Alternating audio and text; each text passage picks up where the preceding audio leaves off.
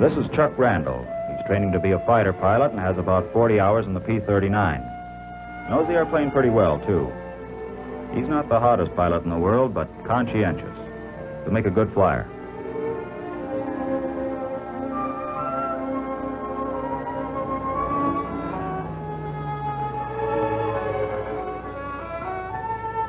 Here's another of the boys. He has about as much time as Chuck, but a little different approach to his flying. For one thing, he didn't spend much time getting to know his airplane. It finally caught up with him. Coming in one day, his battery went out when the gear was only part way down. It was a funny thing, too, because the battery and generator had just been checked.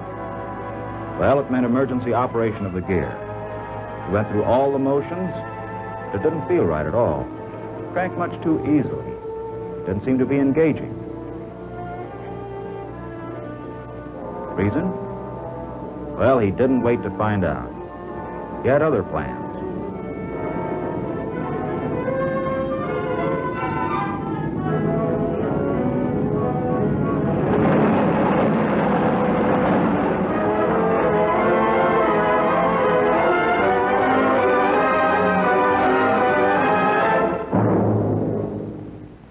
Sure, it was a safe landing. He didn't have a scratch. But it was a pretty sad-looking airplane. He didn't look too happy himself, and with good reason. In the first place, if he'd had the clutch handle to manual, he could have cranked the gear down without any trouble. In the second place, if he needed help remembering emergency operation, there's a card of instructions on the door. In the third place, if the generator had been on, the battery wouldn't have gone dead in the first place. The moral of that story is, know the airplane you are about to pilot. Now, flying the P-39 is not a lot different from the advanced trainers you've been flying. It has more power, it's faster, and it's very light on the controls. But just as with any new airplane, the more you know about it, the better you'll fly it. Much of the information you need, you'll get from your instructor. Some of it you'll get from talking it over with other men who are in training with you. But the best reference guide is your own experience. It's something you'll always have with you. So keep it up to date. Well, now let's start at the beginning with Chuck and see what he found out. What do you say, Chuck? Okay, sir. Well, after the tech orders and a thorough check of the cockpit, I was ready to give it a try. With the tail in the air, I could see where I was going without essing. She taxied very easily with short bursts on the throttle, and I let her coast a lot. Didn't have to use much brake. Getting her in the air was all right. As a matter of fact, it was fun. I'd never flown that much power before, and I was surprised how easily she handled. But I had never landed a tricycle gear job before either, so I guess I was a little uncertain about bringing her in. I could see I was coming in pretty fast, and there wasn't going to be enough runway. So I gunned her to go around again. I knew the fellows were watching, but I figured I could live that down easier than messing up a nice new airplane. Then I brought it in again. Landing instructions said it was just like landing any other airplane, and I took them at their word. I rolled out of the turn at about 140, lowered my flaps, and established a steady glide at about 130. This is how it looks to the slow-motion camera. I came in over the end of the runway at 110, leveled out, and got the airplane in a conventional three-point landing attitude. I set her down on the two main wheels, holding the nose wheel off the ground with a slight back pressure on the stick. I found that I could hold the nose wheel anywhere from a few inches to 2 feet off the ground and still make a good landing. The airplane rolled straight down the runway, and I applied the brakes intermittently to lose speed.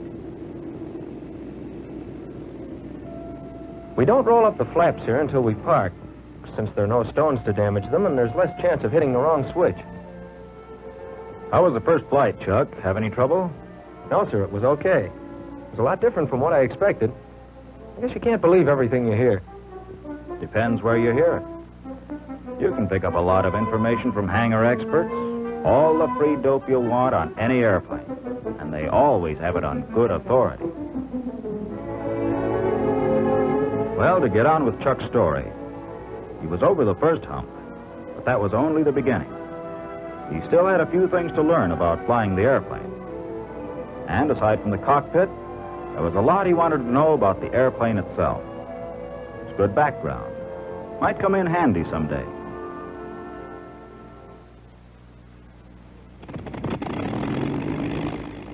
I was going into my transitional training, which began with 8 engineering missions designed to get me acquainted with the performance of the airplane and the operation of its engine. I was flying a Model N airplane and knew from the tech orders that if necessary, I could take off with 52 inches and 3,000 RPM, which is rated takeoff power. But in training, with the airplane making 8 or 10 takeoffs a day, we're instructed to keep it down to something less. Actually, it's possible to take off with as little as 35 inches. When I had sufficient altitude, I retracted the gear, and when I was up to a few hundred feet, eased back to 35 inches and 2,600. The going was smooth, and it sure felt good to be flying again. But I wasn't ready just yet to sit back and enjoy the scenery. There were a couple of things I had to keep an eye on. The press-stone temperature was under control. Oil temperature was about 70 degrees. Okay. Oil pressure about 70. Fuel pressure, okay. And I had enough airspeed, which is always a good thing to know. They say altitude is like money in the bank, and it's one thing the government has no objection to hoarding. Besides, when you're new to an airplane, it's an especially good idea to have plenty of space underneath you. I was on my way up to 10,000 feet. When I got there, I settled back and tried a few coordination exercises. In rolling into a turn, I found that very little rudder pressure was needed. You want to treat this airplane like a lady. Don't try to be fast or rough if you expect to get along with her. Then I tried a few gentle turns. At first, I had a tendency to skid or slip. The turning radius of this airplane is much greater than what I'd been used to. It took me a while to get the proper relationship between the aileron and rudder. But by doing a few more and keeping an eye on the bank and turn indicator, I soon got the idea of how to coordinate properly, and they began to feel pretty smooth. Like all power I pursued, it wasn't long before I got to wondering about the speed I could get out of her. So I poured on the coal to see how she'd react, up to 3,000 RPM and 52 inches. Incidentally, the tech orders say always increase RPM first, then manifold pressure. It's especially important in a high-powered engine like this. If you don't, you'll be building up excess pressure inside the cylinders, and it's liable to detonate and cause serious damage to the engine. With the increased power, temperatures and pressures went up, and I adjusted the shutters. 5 minutes is the maximum time for operation with this power, but I think you can find out what you want to know in less time than that. At least I did. I tried various combinations of mixture, RPM, and manifold pressure at different altitudes to get some idea of how these factors affected power. In my first mission, I tried a few partial stalls with the gear and flaps retracted. I don't quite know what I expected, but I was pleasantly surprised. The airplane stalled very gently and had no tendency to drop a wing. There was plenty of warning before she stalled completely. Later, I carried this a little further and did a complete stall at 10,000 feet with the power partially off. That is about 15 inches. It broke clean at about 100, and to recover, I dropped the nose to let her pick up speed, about 180, before I started to pull her up. As the stall was explained to me, it's all a matter of airflow over the wing's surface. If the airflow is disturbed due to an increased angle of attack, the wing loses its lift and the airplane will stall.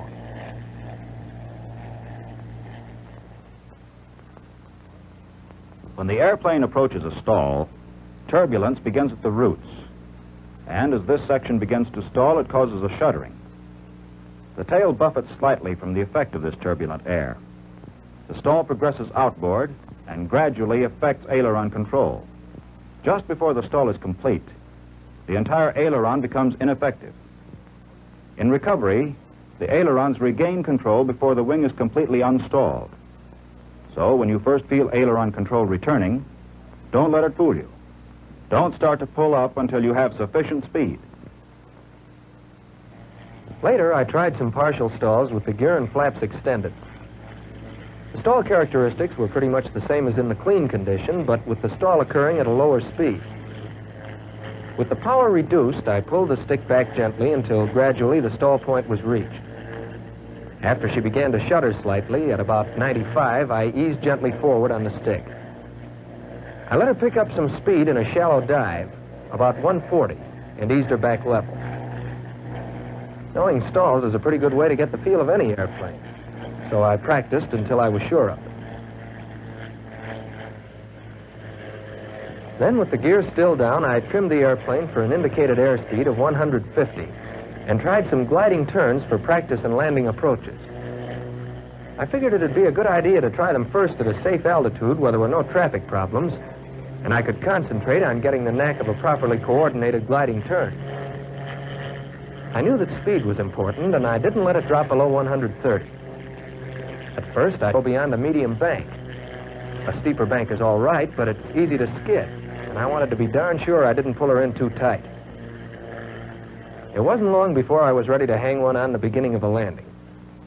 I kept some power on and didn't cut the gun until after the turn. I could spot my landings pretty well now.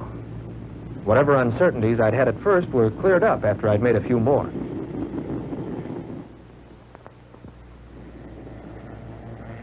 Another day, I gave some attention to climbing. With normal climbing power, 2,639 inches, she indicated 160, which is the best climbing speed. Compared to the trainers I'd flown before, this baby really climbed. At 12,000 feet, I put her in a dive. I'd tried a few before, and this time I wanted to get up to 400. I hadn't trimmed for the dive, and I found that I needed left rudder and some forward stick pressure to follow a straight flight path. At about 7,000 feet, I started to pull out very gradually. It didn't matter so much how fast I was traveling, just so I took it easy in the pullout. In a dive, the greater the speed, the more gradual the pullout has to be. I still had a lot to learn about the airplane, and flying tight turns was a good way to do it. It helps to develop the feeling for the airplane, which is so necessary for combat flying. It's important to be in full control at all times, and so it meant working up to them gradually. As I went along, I reefed them in tighter, and pretty soon was pulling them in almost to the stall point. I was making the turns as tight as I could without stalling out. There was a definite change in the feel of the controls just preceding the stalling condition. I could feel a buffeting on the tail, and the whole airplane shuddered. I got so I could recognize it and was able to prevent a stall by relaxing back pressure. Occasionally, I'd let her stall some, but it was easy enough to recover. The airplane unstalled quickly, and full control returned immediately. The speed didn't matter so much as the tightness of turn. The tighter the turn, the higher the speed at which I stalled out. I practiced tight turns on a number of missions and got to be pretty sure of myself, and probably a little careless. Because during one, I guess I must have pulled her in a little too tight. The airplane stalled, and I didn't relax back pressure quick enough, and I spun out of the inside of the turn. It caught me unawares, and it must have been a couple of turns before I started to recover. She responded promptly. I decided to check up on spins, and this is what my instructor had to say. In this airplane, a spin is an irregular gyration going first slow and then fast in an oscillatory pattern. The first move, when you're aware you're in a spin, is to close the throttle and go into low RPM. As soon as the direction of rotation is established, bring the stick full back, apply full rudder with the spin, and hold until ready to recover. When the airplane comes to the slow part of its gyration, apply hard opposite rudder. A moment later, move the stick full forward and apply ailerons against the spin. As soon as the rotation stops, usually about 3/4 of a turn, it'll begin to recover in a steep dive. Neutralize all controls and wait until the airplane picks up speed and feels normal. Then gradually start to pull up, and recovery is completed. In the P-39, as in most airplanes, a spin is easily and quickly recovered from, if not permitted to progress too far. I was familiar with the feel of the basic maneuvers and could coordinate each of them pretty well. Next, it was a matter of combining, and the Lazy 8 was a good way to do it. It's a valuable maneuver for developing coordination, since it involves motion about all three axes of the airplane at the same time and through a wide range of speeds. I started them from cruising, pulling up in a bank not more than 70 degrees at the steepest point, with a minimum airspeed of 160 at the top of the arc and not exceeding 300 at the center of the 8. When I could do a good job of these, I felt I was well on my way to mastering the airplane. Next came the two-plane element, flying with my instructor. We talked it over first on the ground and checked on signals. We took off individually and got into formation in a gentle turn. In loose formation, we climbed to a safe altitude. At 10,000 feet, I trimmed out the ship and pulled up into formation on signal. Keeping it fairly loose, we tried some gentle turns. I was flying on the inside and found that at first I had a tendency to over-control. But brushing up on the old fundamentals of position, distance, and smooth throttle coordination, it wasn't long before I could do a fairly decent job of following around in a turn. Actually, with the additional power and increased speed range of the airplane, I found it was easier to fly good formation in the P-39 than in the training airplanes I'd flown before. Then we tried some climbs. It was good practice for coordinating my speed and throttle settings with the leaders. And then some dives. Pretty gentle at first, and then steeper. I was becoming accustomed to flying formation at higher speeds and in sharper maneuvers. With several two-plane missions behind me, I felt pretty much at home in formation. I hadn't done much in the way of acrobatics in the airplane and felt about ready for it. Double-checking my shoulder harness lock, I tried some rolls. Starting at cruising, it rolled easily and had a good response to the ailerons. The stick pressures generally were much lighter than I'd been accustomed to, and she responded quickly and smoothly. Although a pretty easy maneuver, it sure built up my confidence.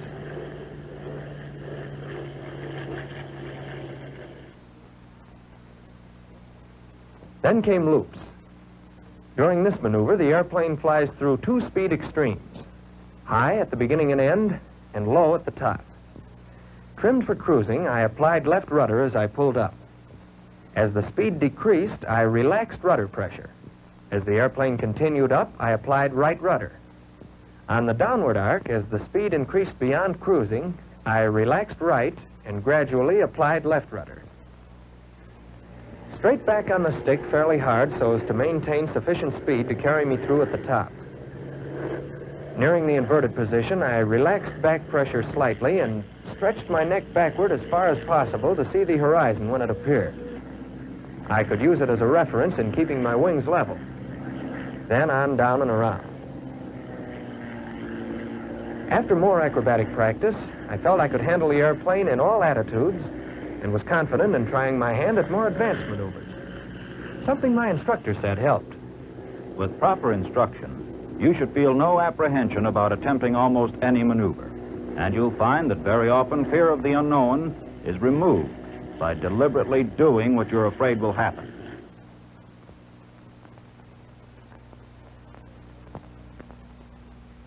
All my training thus far had pointed toward one thing, and now I was ready for it: gunnery. These planes are built around their armament and are equipped to deliver a lot of firepower.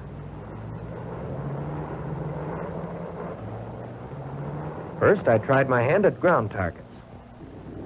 With fixed guns aimed to fire along the axis of the airplane, I knew the projectile would strike the target only if I were flying a straight, true course. It meant having the ball in the center. With the ship in a skid, there was a horizontal component, and I hit to one side of the target. And the speed I was traveling at was important, too. Below the recommended speed, the airplane was inclined above the flight path. At higher speeds, it was inclined below the flight path, introducing a vertical component. I started at 2,000 or 3,000 feet in a steep dive and flattened out to make an approach at 15 to 25 degrees to the horizon. I found I could come down pretty close and still not have to pull out steeply or abruptly. Next came water targets, and here I had to be even more careful in my pullouts. I didn't hit very much at first, but I was told not to be too concerned. Accurate judgment of speed and timing in pullouts can only be attained with many practice runs. Since this airplane has proved an effective weapon for attacking ground objectives, my training included low-altitude flying and simulated strafing. Then came deflection gunnery practice on aerial targets, making dry passes at another ship. I started with a small amount of deflection, turning to keep lead on the target. Gradually, I increased the speed and narrowed the angle. And it soon became evident that my practice in tight turns was time well spent. Just lately, I've been practicing with live ammunition on a towed sleeve, which brings me pretty well up to date. As a matter of fact, I'm due for a mission right now. So long, fellas. See you around. Thanks, Chuck. You men going into training in this airplane will probably cover much the same ground, perhaps in much the same way. You'll be flying an airplane which is fast and powerful. It is sensitive to the controls and quick to respond. Know thoroughly its characteristics, and when you join the men now in combat, your job will be easy, and like theirs, well done. For in the various war theaters, the record shows that when American fighting men, in fighting airplanes, set out for an enemy objective, the report is sure to be mission accomplished.